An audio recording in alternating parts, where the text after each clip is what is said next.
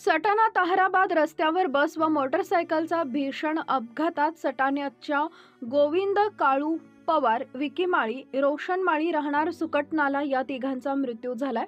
सटाण्याकडून मोटरसायकलनं ताहराबादच्या दिशेने जात असलेल्या तिघा तरुणांचा आणि सटाणा दिशेने येणाऱ्या नंदुरबार वसई एसटी बसचा वनौली फाट्याजवळ भीषण अपघात झाला।